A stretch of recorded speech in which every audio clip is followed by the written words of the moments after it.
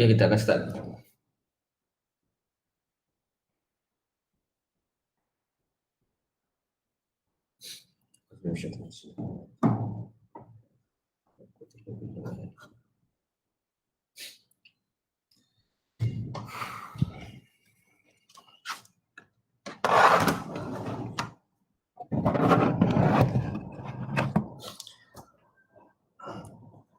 Okey, bab 9, bumi, subtopik 9.4, fenomena geobencana.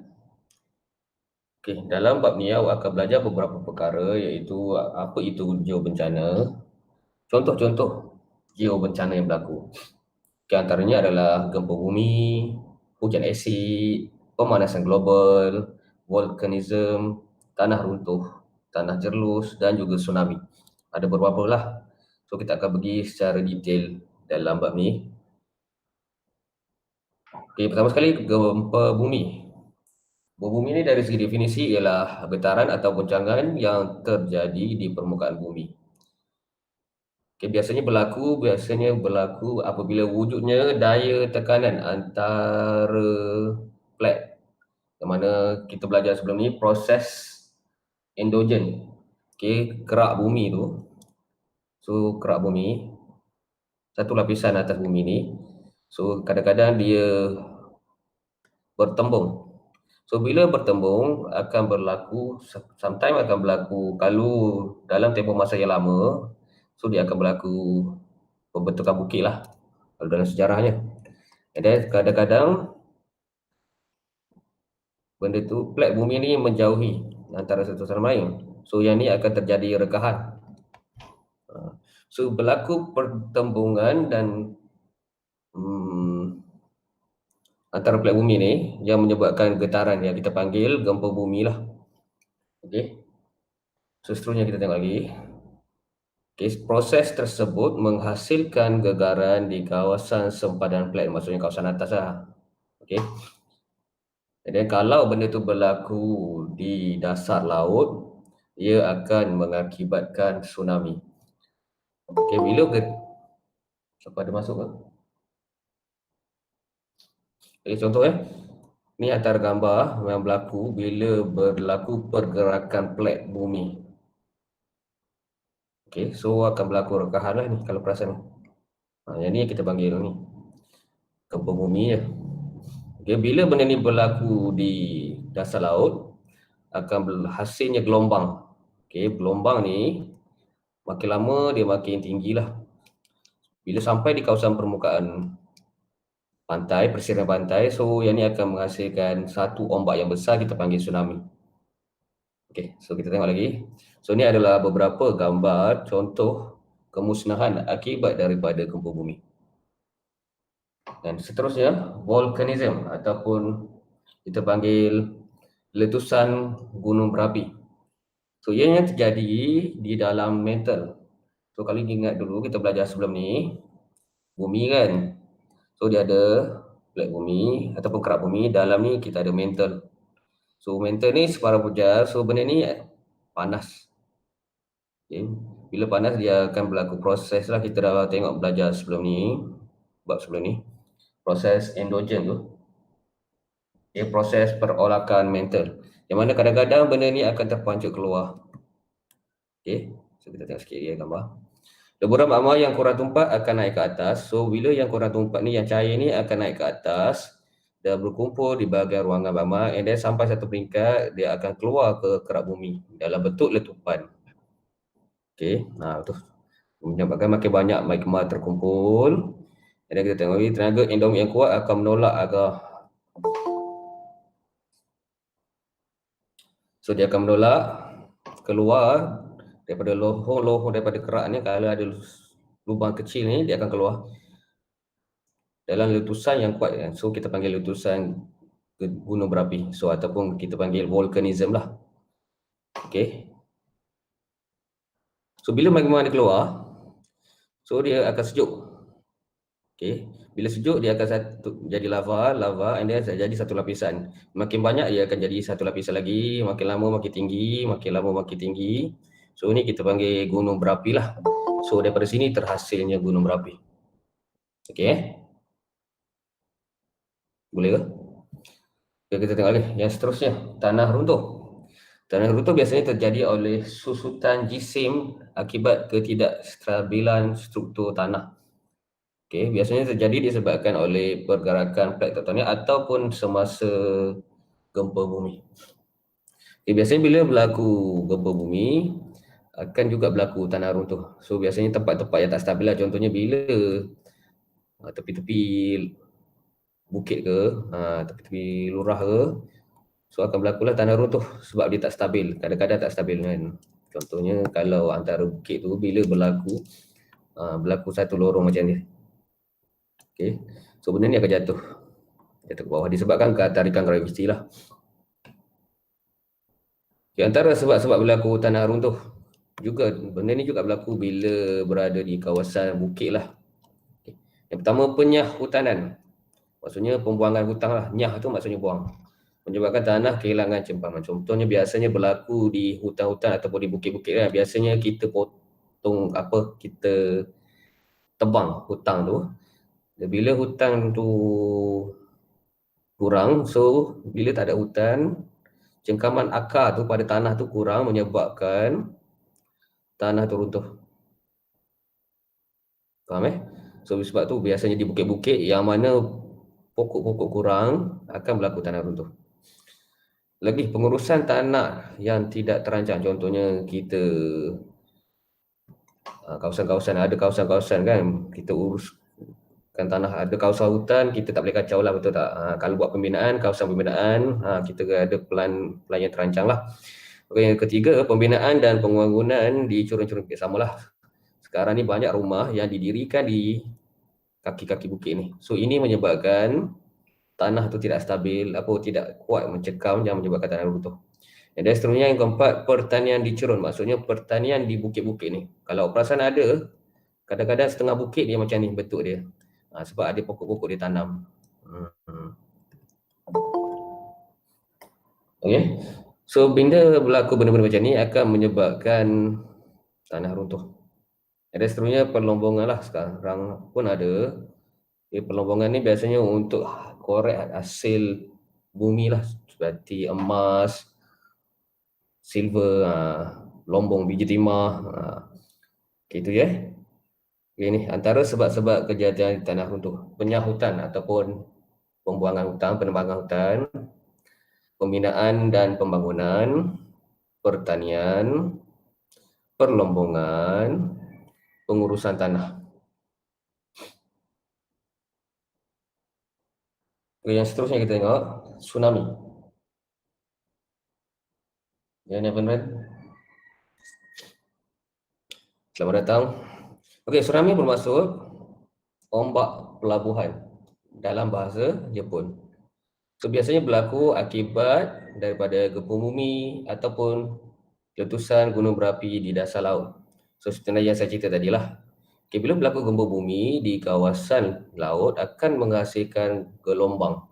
Okay, gelombang tu menyebabkan, contohlah bila awak air dalam gelas, awak goncangkan, apa akan jadi? Okay, dia air tu akan naik turun, betul tak? Bila sampai kawasan tepi tu akan tumpah, betul, tumpah. Konsep dia lebih kurang macam tu lah. Okay, yang seterusnya kita tengok lagi lubang benam yang biasanya berlaku di kawasan batu kapur. So yang ni kita akan tengok detail lepas ni. Lubang benam ni biasanya ada kawasan tanah yang permukaannya terdiri daripada batu kapur. Batu kapur ni. Okay, so batu kapur ni biasanya kalau hujan asid dia akan terhakis. Okay, bila tanah dia terhakis ataupun dia akan kurang tumpat lah bila ada air yang berasid ni. Okay. So lama-lama dia tak akan kuat lah, lubang dia akan makin besar. Jadi kalau atas ni ada bangunan akan berlakunya lubang benam. Okay, dia akan runtuh lah. Okay, bila hujan, contoh bila hujan biasa tak apa, hujan asid. So benda ni akan menghakis. So lama-lama akan jatuh. So kita panggil lubang benam.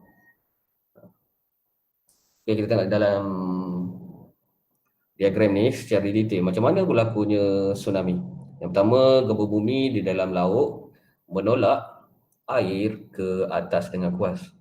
So bila berlaku gempa bumi, so air itu akan berolak dengan kuat. Manakala gelombang yang rendah dan deras bergerak ke semua arah, so dia akan pergi ke kawasan pinggir pinggir pantai. Okay, kawasan pantai yang cantik ni. So ni tepi pantai. So bila benda ni macam tu, so dia akan makin kuat lah, betul tak? Konsep macam tu lah, konsep tak tahulah faham ke tak punya selukis ni. Okay, so sebab tu kita akan berlakunya tsunami. Okay, bila ombak yang sampai ke kawasan pantai yang cantik ni, okay, menyebabkan ketinggian ombak di hadapan semakin tinggi. So bila tolak kan, semakin tinggi lah. Okay, next. So apabila sampai tepi pantai, ombak ni jadi lagi tinggi, yang mana tenaga keupayaannya lebih tinggi. Maksudnya bila semakin tinggi ombak, semakin kuatlah dia jatuh, betul tak? So tu kita panggil tsunami. Yang seterusnya lubang benam. So saya dah cerita tadi, hujan asid meresap ke dalam tanah, menghakis batu kapur. So tadilah saya lukis dah tadi. Satu permukaan. So permukaan ni, kalau permukaan ni batu kapur, kalau perasan banyak jenis permukaan yang ada, betul tak? Ada permukaan pasir, cerlus, okey, tanah liat. Ahmad Faris baru join. Tarunas, kenapa? Angkat tangan. Ada apa-apa nak tanya kau?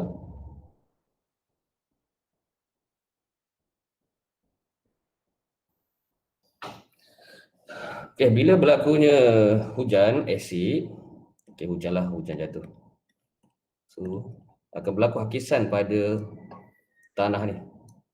Okey, tanah ni akan ada lubang-lubang kecil ataupun terhakis. Okey. Sebab tu bahayanya hujan asid. So kalau ada bangunan ke ada benda atas ni, bangunan lah biasanya. Okey, benda-benda yang berat tak mampu ditampung, sampai satu peringkat benda ni akan jatuh. So benda ni akan jatuh.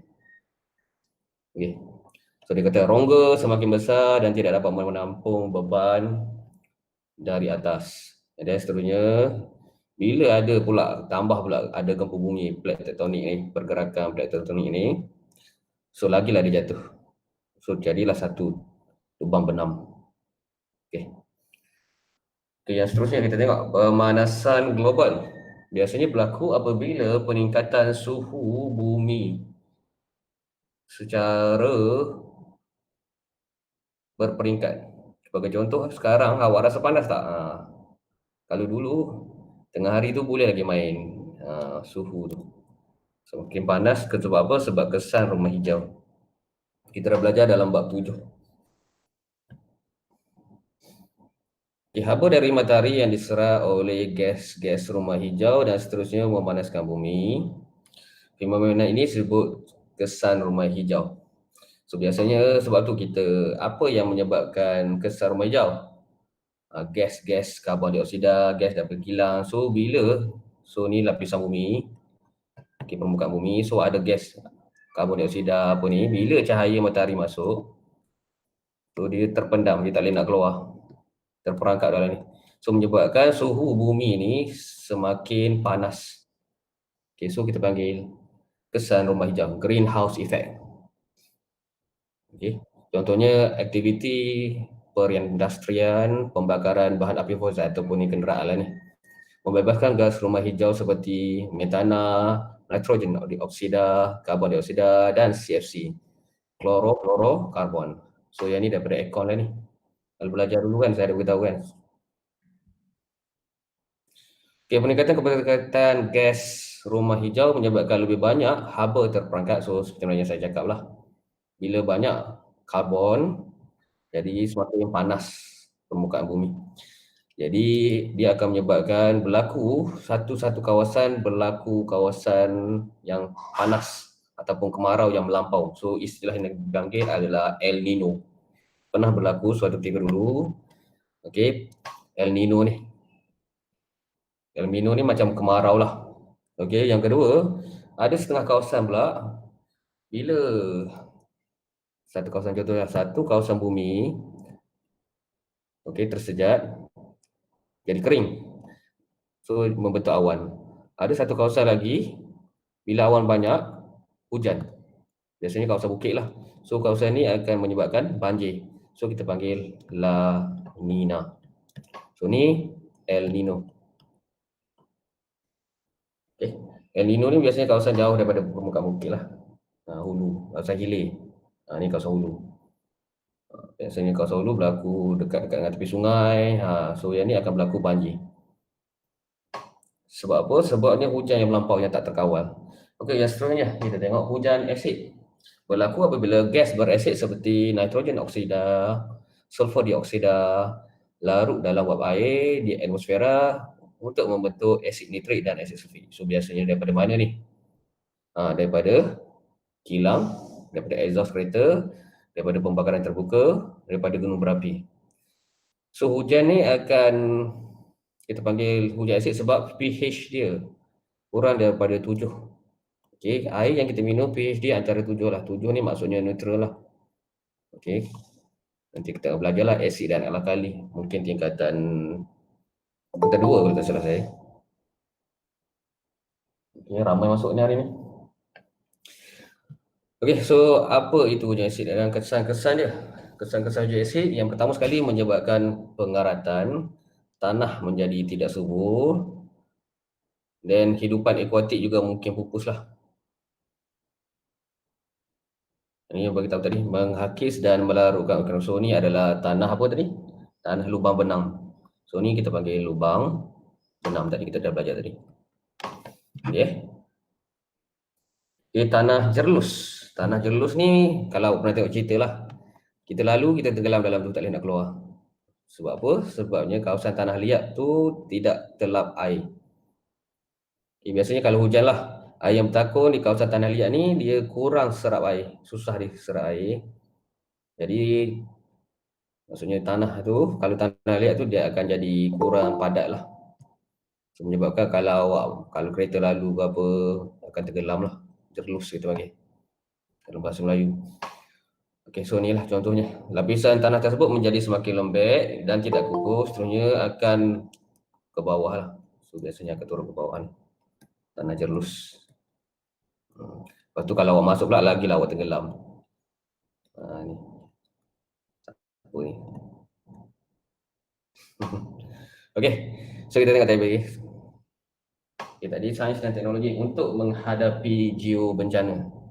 So ada beberapa teknologi sekarang yang digunakan untuk menghadapi geobencana. Antaranya untuk gempa bumi, kita ada seismometer dan penyerak gegaram. So nanti kita akan tengok dengan detail apa itu seismometer, apa itu penyerak gegaram. Biasanya penyerak gegaram ni bangunan lah. Seismometer ni adalah satu alat untuk mengukur getaran yang berlaku kepada bumi. Okey, seterusnya untuk tsunami ni kita ada tsunammeter dan boya tsunami. So biasanya kalau perasan kalau di laut-laut tu ada satu macam pelampung tu, so ni adalah boya tsunami lah kita panggil. Okey, seterusnya lagi tanah runtuh, apa yang ada? Kita ada LIDAR, Light Detection and Ranging. Okey. So ni biasanya melibatkan satelit lah. Okey, satu stesen akan pancarkan ray ke satelit. Okey, satelit ini akan scan seluruh permukaan bumi. So kita akan tahulah kawasan mana kawasan yang selamat, kawasan mana kawasan yang berpotensi untuk tanah runtuh. Macam tu ke satelit? Boleh lah. Okey, so nanti kita tengok detailnya. Okey, seismometer, alat untuk mengukur gelombang seismik gempa bumi. So hasil rekod disebut seismogram. So bila berlaku getaran, ada satu macam kalau pernah tengok cerita-cerita macam Avengers pun ada kot. So dia macam ni yang baru nak tunjuk. Okey, dah keluar dah. So macam inilah dia akan baca getaran. So benda ni, lukisan ni kita panggil seismogram. Gram. Okey. Untuk baca kita panggil seismometer. Okey, untuk digunakan untuk mengetahui kekuatan gegaran dan meramalkan kawasan yang berlaku. Kawasan gempa bumi lah. Okey, penyerak gegaran. So biasanya di kawasan bangunan lah. So biasanya di bawah bangunan ni Biasanya negara-negara yang sentiasa mengalami gempa bumi, biasanya di bawah ni dia ada macam satu jarak, satu beban untuk mengurangkan gegaran. So kita panggil penyerak gegaran. Yang kita kalau ada pun kat jalan tu. Tapi itu sebenarnya bukan untuk serak gegaran. Kalau perasan antara jalan-jalan ataupun jabatan tu ada jarak. Tapi ni biasanya untuk mengelakkan pengembangan. Bila panas, benda ni akan mengembang. So kuranglah efek dia. Maksudnya kalau tak ada jarak ni, nanti kalau mengembang dia akan merekah dan then jalan tu akan, jambatan tu akan jatuh lah. Tapi konsep yang sama juga dalam bangunan. So bangunan, di bawah bangunan dia ada satu kita panggil penyerak gegaran lah. Okay. Supaya bila berlaku gegaran, so benda ni akan mengurangkan efek kepada bangunan. Bila contohnya kalau bangunan ni bila berlaku gegaran, yang bergegar adalah benda yang kecil ni. Instead of kalau tak ada, bila berlaku gegaran, benda ni akan terus retak ataupun runtuh. Maksudnya dia akan serat dulu oleh penyerat gegaran ni. Kita tengok lagi seterusnya. Untuk menghadapi tsunami, so dia ada dulu kita tu. Ni kita panggil boya tsunami lah. So boya tsunami ni akan hantarkan bacaan ke tsunamiter. Dia kata dah mengukur tekanan air di dasar laut untuk mengesan pergerakan ombak di dalam laut. Isyarat yang direkodkan oleh tsunamiter akan dihantar oleh boya tsunami ke pusat operasi tsunami.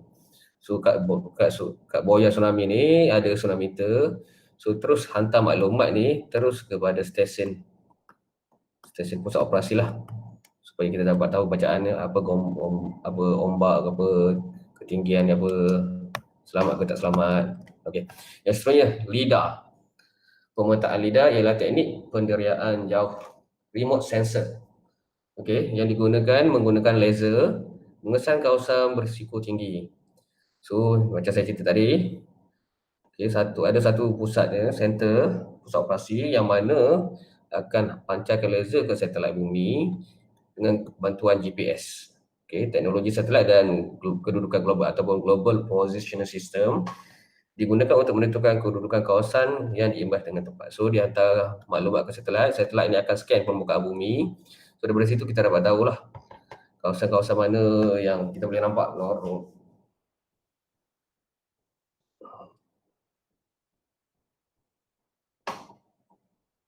Sekejap saya tengok sekejap.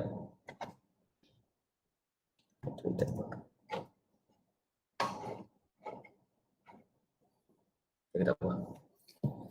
Kita tengok lagi kesan-kesan geobencana. Apa efek, apa kesan daripada berlakunya bencana ni? Yang pertama, meragut nyawa. Yang kedua, kemusnahan harta benda. Yang tiga, kekurangan makanan. So bila berlaku kemusnahan, jadi kawasan-kawasan ni tak boleh beroperasi. Jadi makanan pun tak ada, tak boleh sampai. Jadi kekurangan makanan menyebabkan penyakit berjangkit pun ada, mana sakit, apa bantuan tak dapat diberikan. Psikologi, so biasanya psikologi dan trauma ni, mereka-mereka yang menghadapi gegaran ni akan rasa takut ataupun kehilangan orang yang tersayang. So trauma lah, kesan psikologi. So kita